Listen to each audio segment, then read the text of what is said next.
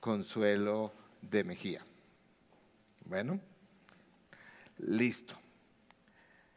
Bueno, en el día de hoy quisiera compartir acerca de nuestro Dios como el Dios de las generaciones. Hoy vamos a hablar de eso. Nuestro Dios es el Dios de las generaciones. ¿Cómo podemos impactar y empoderar a las nuevas generaciones? Como iglesia, ese es un llamado principal.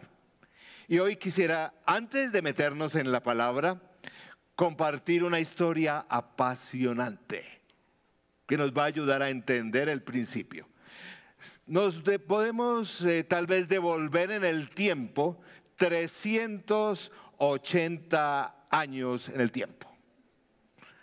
Vamos a ir 380 años en el tiempo, en una pequeña población, Woodthorpe, en Inglaterra, 1642. Esta es la casa de un personaje que voy a comentar.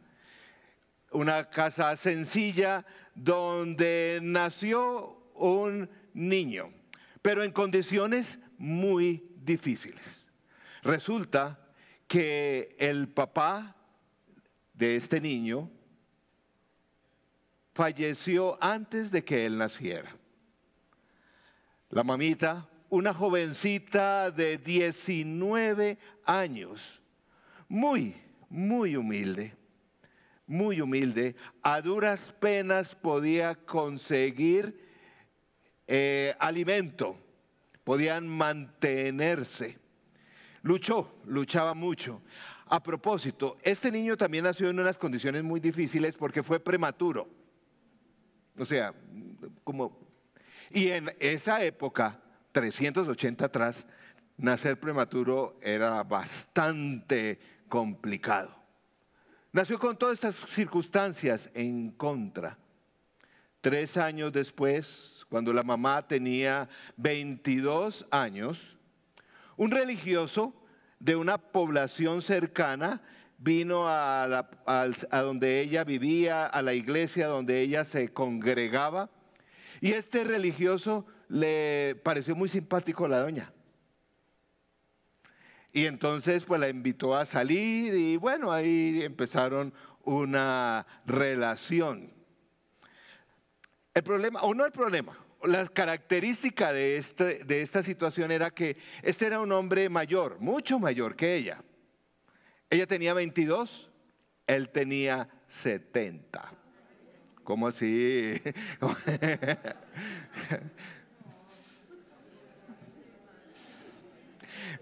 Aquí hay bastante. Bueno, entonces este caballero de 70 años le dijo a la muchacha: mire, cásese conmigo. Y vamos a mi parroquia, que era de un pueblo cercano, pero no era ahí. Y pues también la vio en las dificultades económicas que tenía. Entonces dijo: bueno, ¿sabe qué? Cásese conmigo y yo la llevo. Pero una condición, le dijo este caballero a esta chica joven. Le dijo: me hace el favor, a ese peladito no me lo lleva.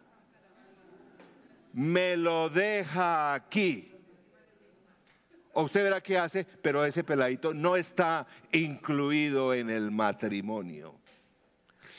Difícil decisión para esta mujer. Al final, ella decidió dejarlo. Y se fue. Y se casó. Y dejó al peladito con los abuelos, como suele ocurrir. Esta mujer no lo visita. Al comienzo mandaba mensajes.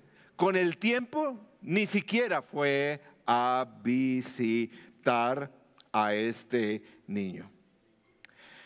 Por ahí a los 3 años, que cuando él ya tenía, él después relata en su biografía que, bueno, un niño a los 3, 4 años no sabe muchas cosas. Pero sí sabe cuando alguien lo rechaza.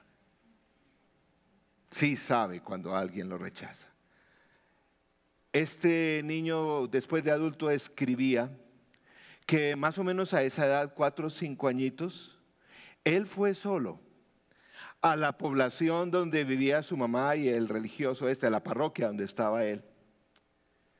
Y dice y cuenta él, después en su biografía, que se puso en una colina y empezó a odiar con todo su corazón, en primer lugar a su mamá, porque le había abandonado.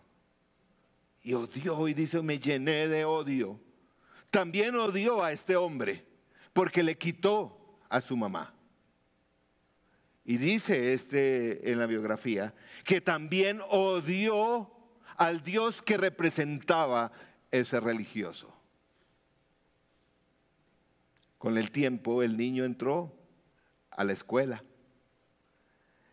Y como todo niño lleno de esa angustia, de ese odio, empezó a ser el niño problema de la escuela. Una pequeña escuelita allí en la zona.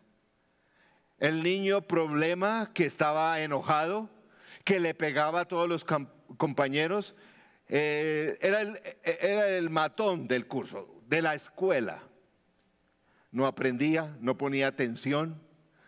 Al final, cada vez que entregaban notas, decían, no, ese niño no aprende, no pone atención, es muy agresivo. No hay futuro para ese niño. Y así fue creciendo. No pasaron muchos años, tal vez meses. Toda historia tiene un punto crucial. Y llegó este punto crucial, gracias a Dios, a esa historia. Llegó un hombre a esa escuelita, un profesor nuevo. No se sabe mucho de este profesor nuevo, solamente que era un hombre apasionado por enseñar y un hombre devoto. Cuando llegó este hombre a la escuelita, le previnieron y dijeron, ojo con ese pelado. Y cuando él lo conoció, en medio de esa ira y de todas esas malas información, vio algo especial en el corazón de ese niño. Y dijo, veo una belleza especial. Y oró a Dios y le dijo, Señor, ayúdame a resaltar esa belleza.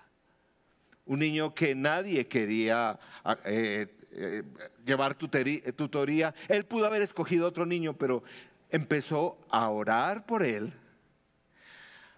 Empezó a quedarse un poquito más tiempo hablando con él cuando terminaban clases, le ayudaba en sus tareas. Empezó a orar, a darle un ambiente de fe, a animarle en medio de todos sus problemas académicos.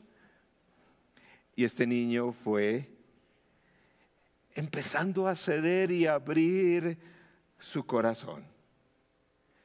Empezó a abrir su corazón y entonces este maestro encontró que este niño tenía un nivel de inteligencia muy especial.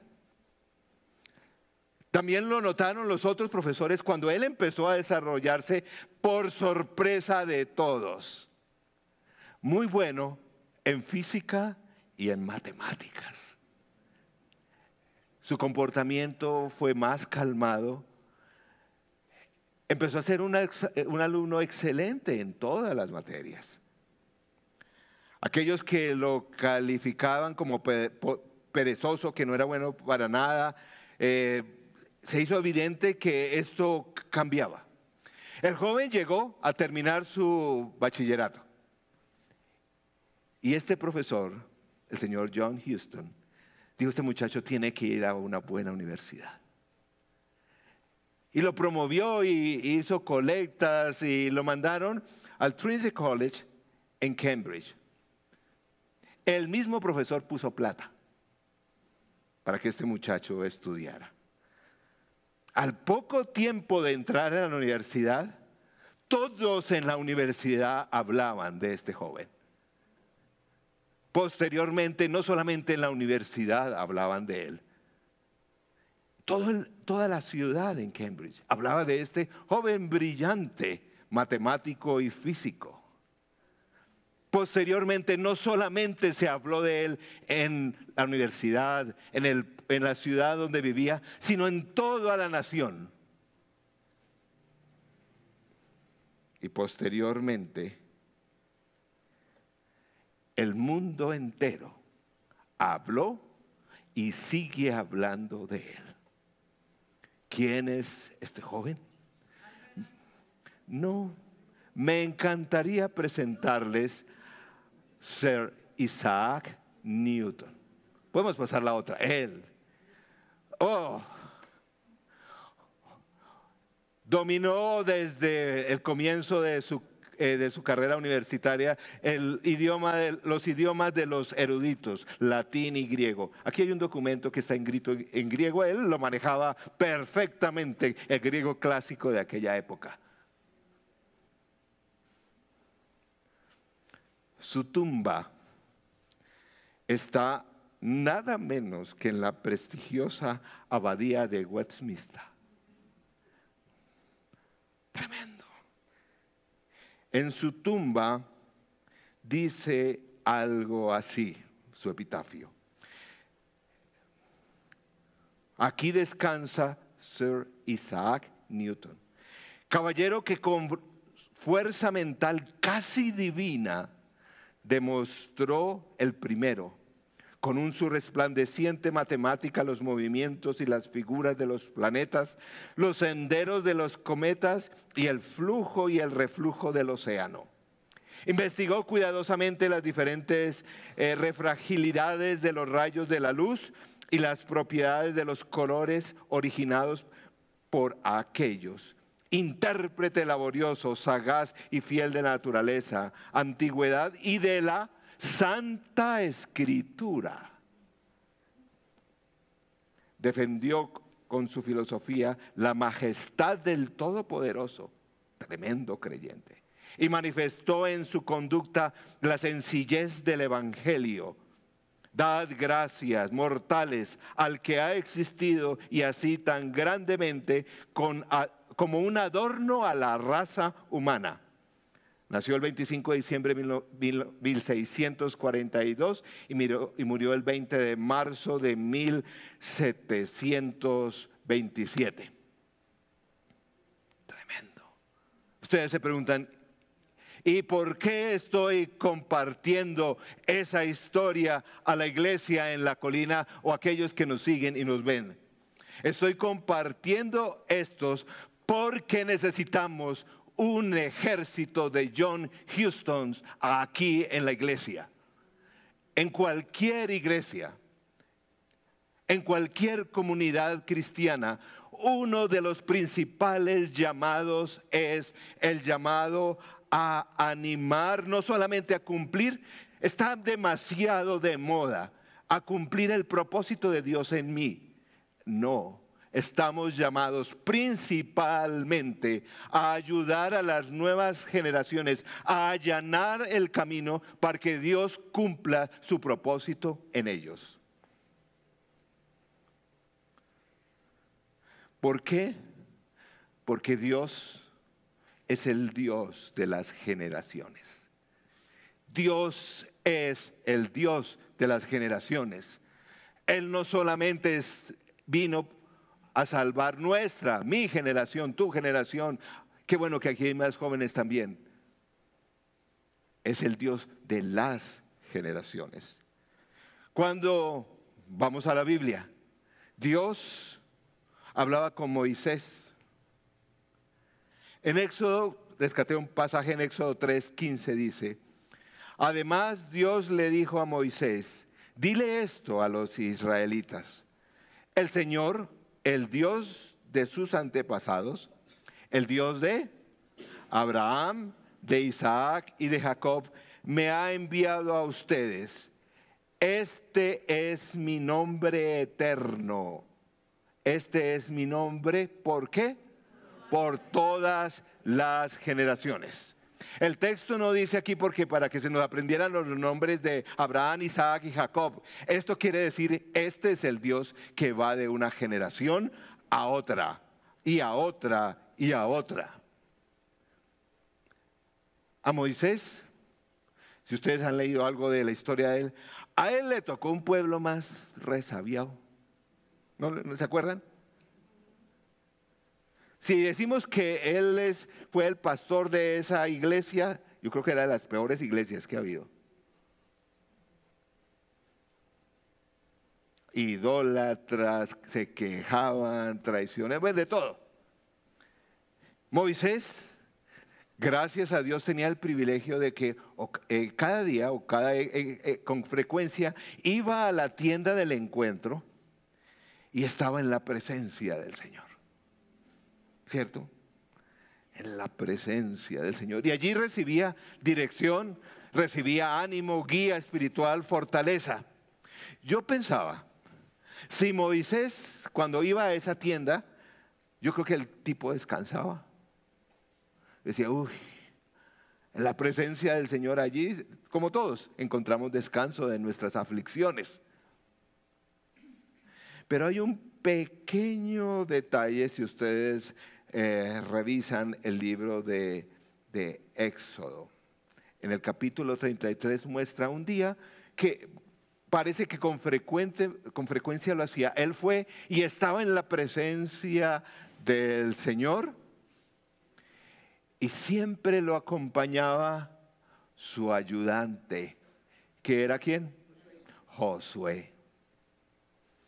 Si miran el texto, dice que Josué estaba ahí en la tienda del encuentro y que inclusive cuando Moisés salía, él se quedaba ahí. Dicen los estudiosos de la Biblia que en este momento, en este tiempo que es relatado allí, Josué tal vez tendría 15, 16, máximo 17 años. Que posteriormente se convertiría ¿en quién? En ese líder que entró a la tierra prometida. Porque nuestro Dios es un Dios de generaciones. Y Moisés sembró esa semilla en Josué, que dio mucho, mucho fruto. Así como alguien sembró esas semillas en el corazón de Isaac Newton.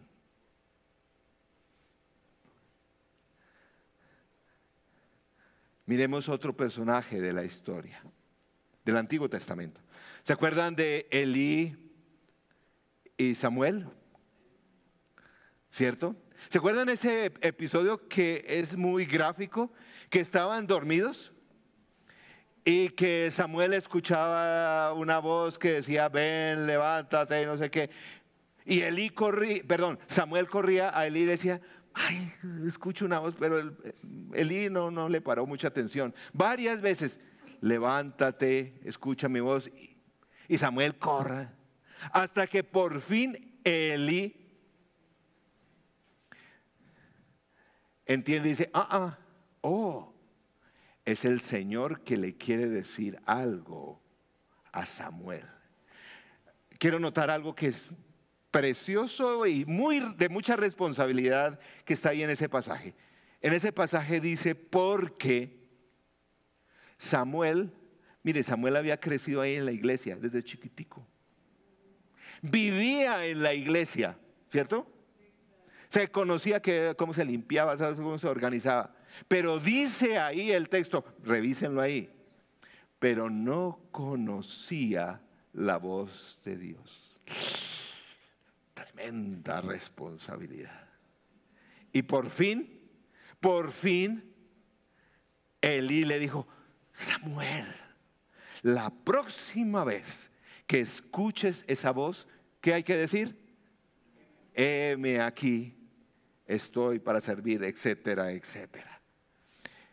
Samuel escuchó esa voz y volvió, Dios la llamó y dijo, aquí estoy. Y Dios, dice el texto, empezó a hablar con él.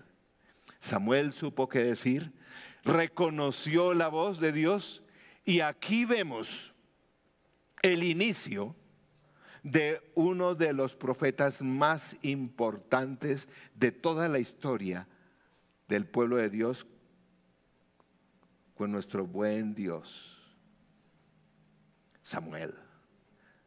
Tremendo personaje profético. Pero la historia, nuestro Dios es un Dios de generaciones. Años después, Samuel también se fijó en un jovencito que nadie le paraba bolas, ¿cierto? Un peladito pequeño, era simpático el peladito, pero nadie le paraba bolas. David. ¿Se acuerdan? ¿Y se acuerdan de ese episodio cuando estaban, digamos, en las entrevistas para elegir el próximo rey? ¿Se acuerdan? Y entonces le dicen, bueno, tráigame aquí los hijos, vamos a escoger pasó el primero. No, este no es. El segundo también, no, este no es. Dios mira otras cosas.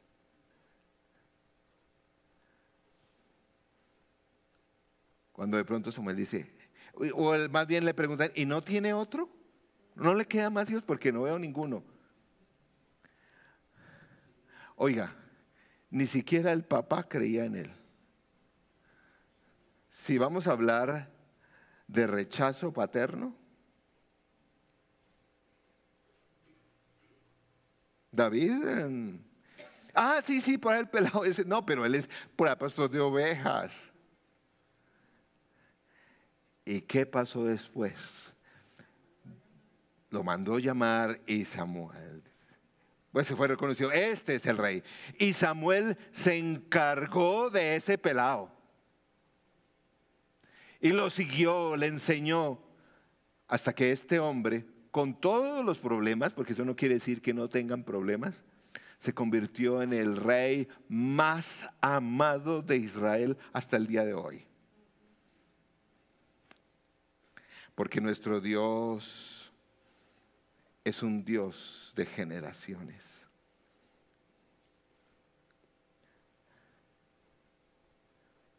¿Se acuerdan de la historia de Elías y Eliseo? ¿Cierto? Elías era tremendo profeta.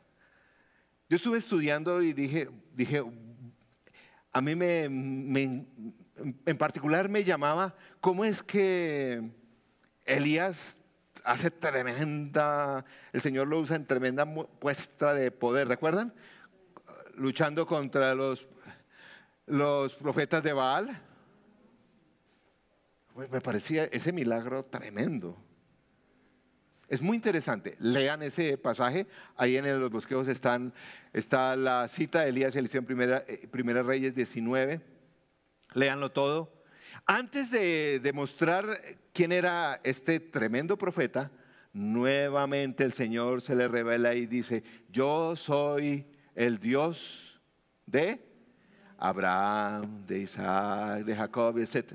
Es muy interesante, eso se le pasa a uno por alto porque esa es la repetición de la repetidera. Y hace tremendos milagros. ¿No? ¿Recuerda que eso acaba con todo? Y el Señor vence a los profetas, los degolla, en fin, hace todas esas cosas. Y después le da la depre. ¿Cierto? Se asustó, claro que Jezabel asustaba pues a todo el mundo, pues a cualquiera, pero le dio ahí la depre. Y entonces viene un pequeño momento después, el Señor le ayuda a salir de su depre. Inmediatamente, ¿qué pasa? Dice,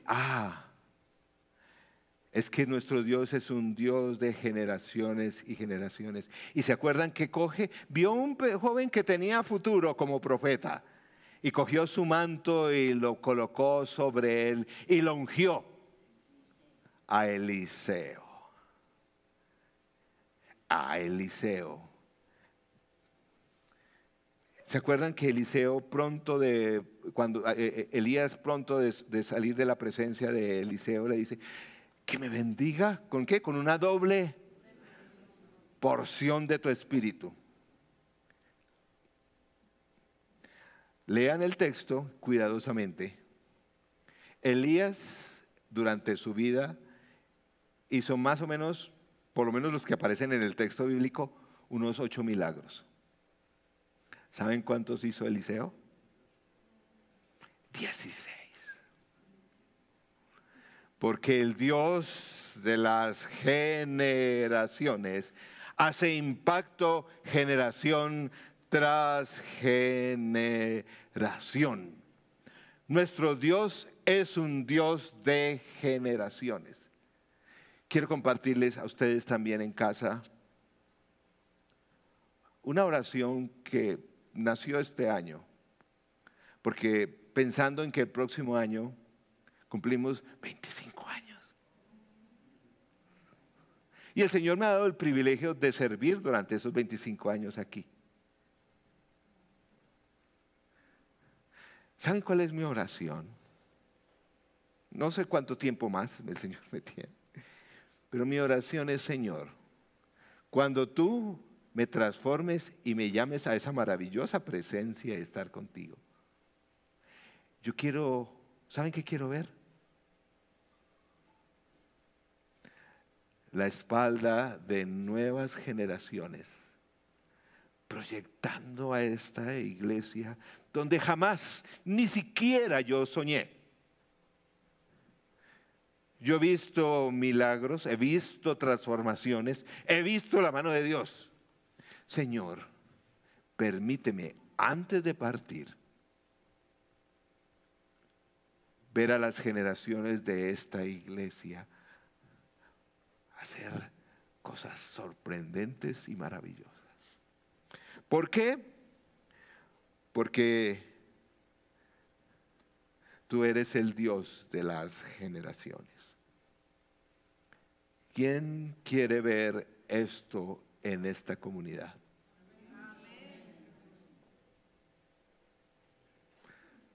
Sin embargo, ¿saben qué se necesita? ¿Saben qué se necesita para que eso pase? No solo yo, sino todos los miembros de esta comunidad en este momento y los que vienen en estos días. Que nos convirtamos y que cultivemos la vocación de ser padres y madres espirituales de otros. Sin eso no es posible. Plantar en las próximas generaciones esa semilla de mostaza que es el Evangelio, para que crezca. Marcos capítulo 4, 31 al 32 dice: es como un grano de mostaza cuando se siembra en la tierra. Es la semilla más pequeña que hay, pero una vez sembrada crece hasta convertirse en la más grande de las hortalizas y echa ramas tan grandes que las aves pueden anidar bajo su sombra. ¿Saben?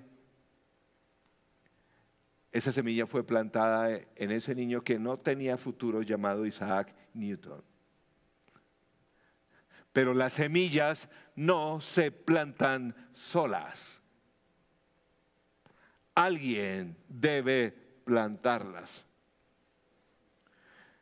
He visto mucho la alegría de ver esas semillas crecer.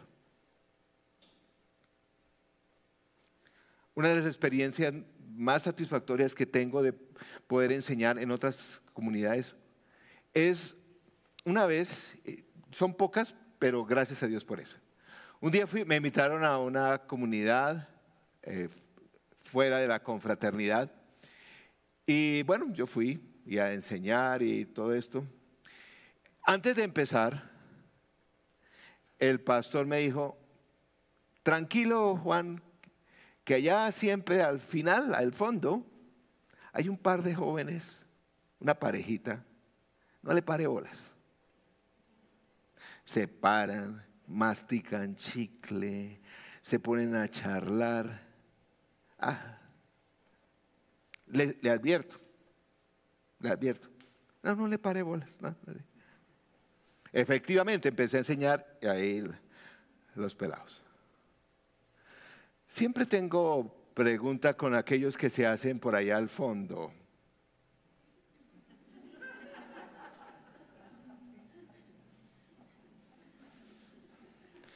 Y sí, veo ahí las pelas, y le parecían rumiantes. Tranquilo, tranquilo. En aquella ocasión estaba predicando sobre Isaías 58:11, donde dice literalmente esto: el Señor te guiará, siempre te saciará en tierras secas y fortalecerá tus huesos. Serás como jardín bien regado, como manantial cuyas aguas no se agotan. Ese verso es divino, anótenlo por ahí. Isaías 58:11. Al final, créame, no sé por qué, eso no fue obra mía, porque claro, esos pelados le sacan a uno la piedra. Uno tratando de concentrarse, de llamar y darle ya. Entonces, al final del servicio, ven los pelados que me voy hacia ellos y me le acerco. ¿Qué estaban esperando ellos? Uy, allá el tipo ese a vaciarnos. No sé de dónde me salió. Les di un abrazo a ambos y les dije: el Señor siempre les guiará. El Señor los fortalecerá en los desiertos más grandes y siempre darán fruto, no importando la estación. Eso no me salió, yo no sé, eso sí fue, eso es de Espíritu Santo puro. He tenido el gozo con los años, una buena iglesia hay allí, que supieron ser padres y espirituales de ellos.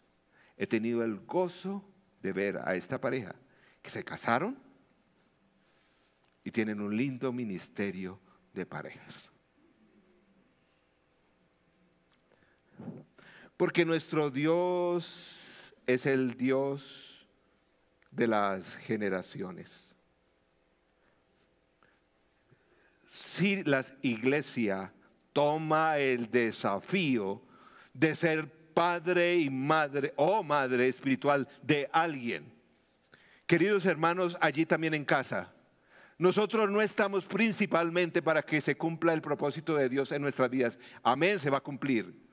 Pero la obra no estará completa si tú no participas, no allanas el camino, no te unes a alguien para que el propósito de Dios se cumpla en esa persona. No hablo solamente de, y espero que sí ocurra, que seamos voluntarios en el Ministerio Colina Kids, el Ministerio de Jóvenes. Qué bueno, pero es mucho más. Una de las iglesias que conozco de más alto crecimiento, de más impacto en todo el mundo, es una iglesia que no hace muchas cosas, pero tiene claro esa misión de ser padre y madre espiritual de alguien. Me gusta el lema que tienen ellos. Le dicen, por ejemplo, estuve en el grupo, cuando estaba hablando con el grupo de alabanza, le dice el pastor de esa iglesia: ustedes no son líderes de alabanza si no están a su lado personas de por lo menos la mitad de su edad. Ustedes dicen que son hombres de negocios cristianos. Ustedes no son hombres de negocios cristianos si no está bajo su tutela alguien de por lo menos una generación menos que la tuya. Usted dice que es pastor de lo que sea. No lo es si no estás bajo el cuidado, no estás cuidando a alguien de por lo menos una generación menos.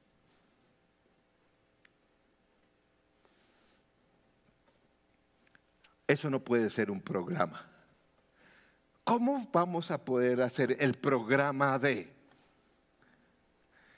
Tiene que el Espíritu Santo hacerlo. No sé cuántos les gusta la historia de la iglesia, es maravilloso. La historia de la iglesia es magnífico. ¿Saben qué he visto en la historia de la iglesia los últimos 200, 300 años? El Señor ha hecho muchas cosas. En esta época hay movimientos cristianos maravillosos, maravillosos. Pero ¿saben cuál ha sido el problema de los movimientos cristianos en los últimos 200 años, 250 años? Que son movimientos de una generación. El Señor hace milagros y en la siguiente generación todo se aplasta, todo se acaba, nadie sabe para dónde coger. Porque no hemos tomado en serio ese llamado. Querido amigo o amiga, antes de ir a la presencia del Señor,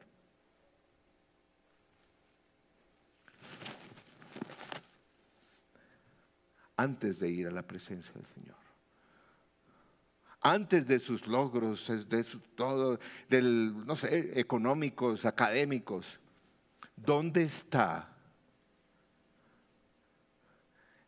ese hijo o hija espiritual? Miren, y eso no es con una sola oracioncita. Pregúntele al señor John Houston lo que le tocó hacer con Isaac Newton. Eso no fue simplemente, el muchacho. Hay que invertir la vida. Y no me refiero a los hijos. No se sabe mucho, no hay muchos datos del señor John Houston, pero él seguramente tendría hijos. No me refiero a eso. Tú estás perdiendo el tiempo si no estás acompañando a algunos de estos. He visto esa congregación donde tú tienes 20 años y ya tienes a alguien a tu cargo. Nuestro Dios es el Dios de las nuevas generaciones. Sí, el corazón mío a veces llena de angustia de decir, cuando los que estemos aquí ya no estemos, ¿qué será de esta comunidad? Yo sí sueño que a través de todos esos hijos espirituales, no sé cuántas iglesias más partirán de aquí, cuántos ministerios, cuántos millones, yo creo, si tú y yo tomamos en serio ese llamado. Lo voy a estar recalcando, porque si no hacemos eso, no estaremos haciendo bien la tarea. Una última historia. La historia de una joven adolescente. En Lucas 1, 26, un pasaje.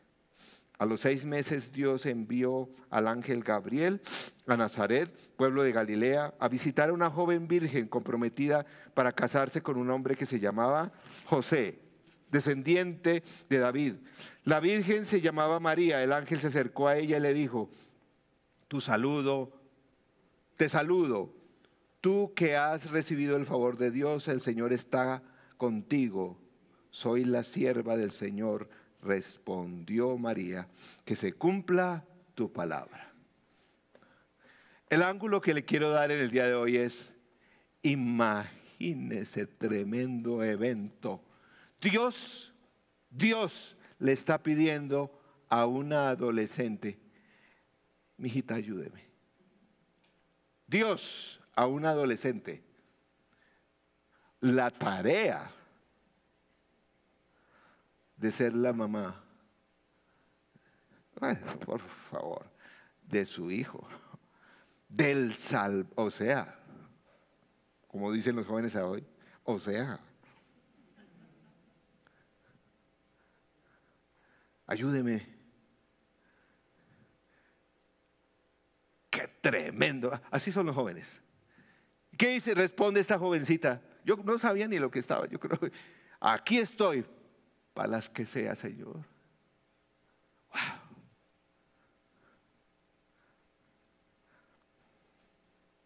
¿Saben qué pasó? El pasaje muestra que meses después ella salió a visitar a una prima. ¿Se acuerdan? Elizabeth, que probablemente era mayor, tal vez tenía más hijos. Y ahí se ve esa cadena. María yendo a donde Elizabeth, ella ya más experimentada, tal vez no mucho mayor, pero mayor, le dice, mire mi hijita, no, Eso hay que hacerle así, eso hay que hacerle así, ojo con no sé qué, la comida, la dieta, eso, descanso, en fin, todo. Pero claro, se acercaron los dos y cuando hubo ese contacto, ¿se acuerdan lo que el Espíritu Santo bendijo a ambas? Pero me parece muy importante ese detalle de María ir. Imagínense lo que le tocó a esta pobre muchacha. Y encontró a alguien que la entendía. Y la cuidó y la guió. Y ella arrancó. Quiero terminar con esto.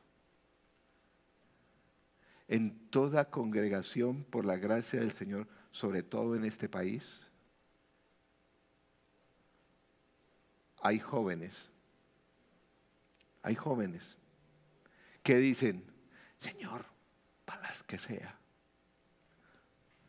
Sí, aquí hay jóvenes que están para las que sea. La pregunta es, ¿quién tomará el cuidado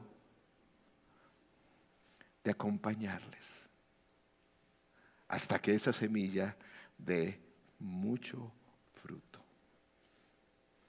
La tragedia del pueblo cristiano en muchas latitudes, en muchas comunidades, es que hay muchas capacidades, pero pocos dispuestos a ser padres y madres espirituales. El diablo no quiere eso. Nunca antes en la historia, no solamente en la iglesia, sino en el mundo en general, hay más separación entre generaciones. La brecha generacional nunca ha sido tan grande, me refiero emocional y culturalmente. Porque el diablo no quiere que se junten. Porque ahí perdemos la batalla. Dice, esto terminará aquí. Todo esto que pasó aquí en esta iglesia de la colina en unos años tranquilas, que no va a pasar. ¿Cierto? No va a pasar. Querido amigo o amiga allí en casa, si no nos despertamos y una de las cosas que voy a empezar a preguntar a todos, sobre todo a los de atrás, eso, sobre todo a los de atrás, que se me esconden ahí.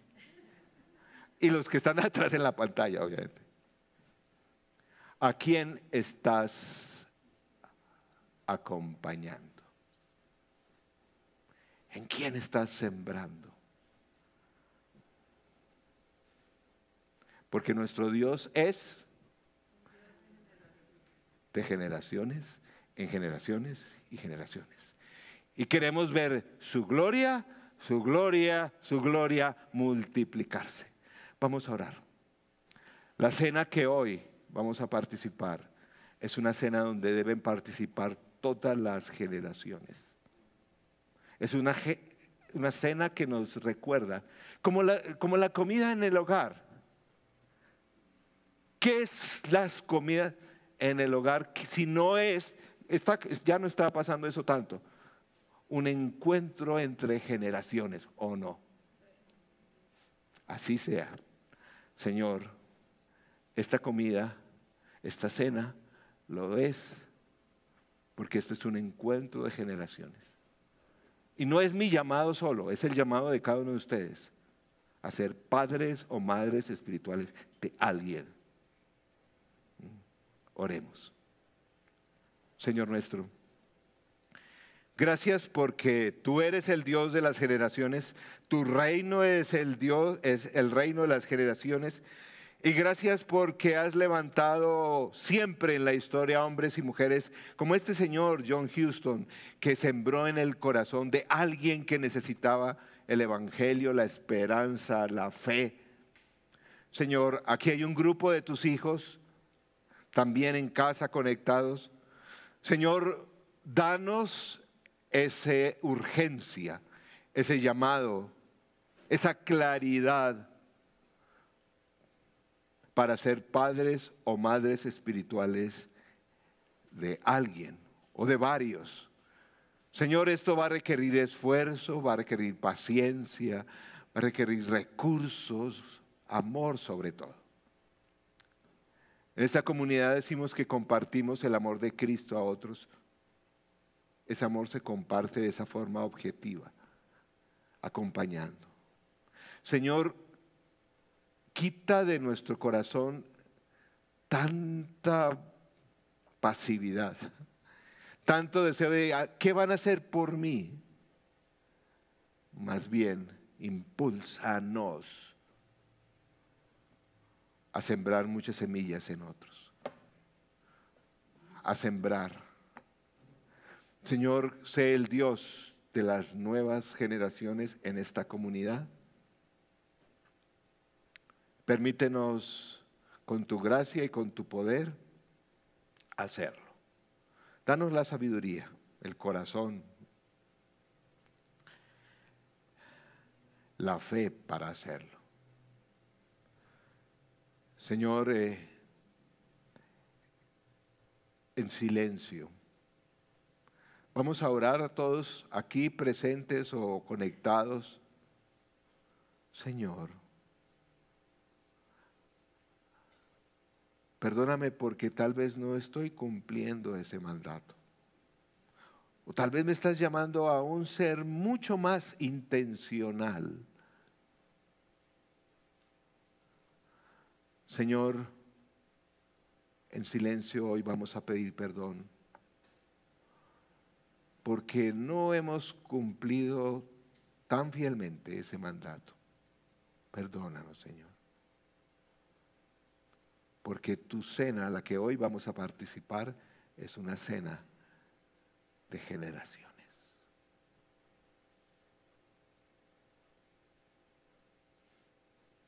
Señor, trae en nuestra mente tal vez ya personas, aparte de nuestra familia.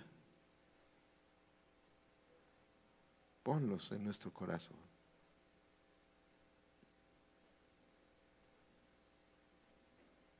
Tal vez no tan niños, tal vez no tan jóvenes, pero necesitados de esa compañía.